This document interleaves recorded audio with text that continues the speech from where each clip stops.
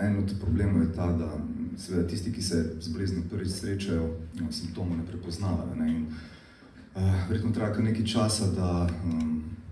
da se odločijo tudi za obisk kakšnega strokovnjaka, ki ga je potrebno obiskati, v primeru, ko so ti simptomi že tako hudi, da motijo funkcioniranje človeka, pa tudi ne samo njega, ampak tudi okolice. Namreč, kot ste prej omenili,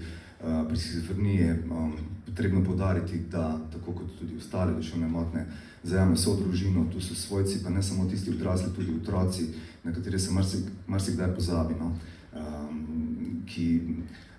moramo vedeti, da recimo že odrasli težko razumemo naravo shizofrenije, kaj šele otroci, in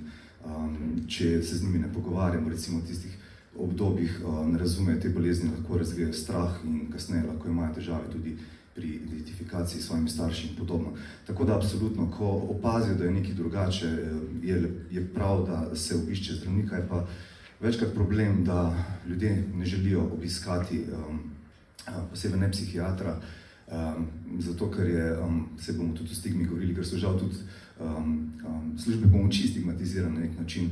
Ne povem, nažalost, en resen primer, ki se je zgodil v vsakdanjem življenju, gospo, ki je bila zgolj na obisku pri prijateljici v psihiatrični bolnišnici, nekdo videl na dvorišču bolnišnice in potem odnos do nje spremenil. In to je mogoče ena taka banalna stvar, ampak kaže odnos družbe, ki se spreminja, in hvala tudi vsem novinarjem, ki vedno bolj posvečate pozornost tudi tem zgodbam, jih osvetlite, na primeren način poročate.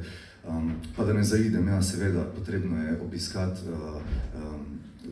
pomoč pravočasno, ne čakati, kar je seveda velikokrat težko.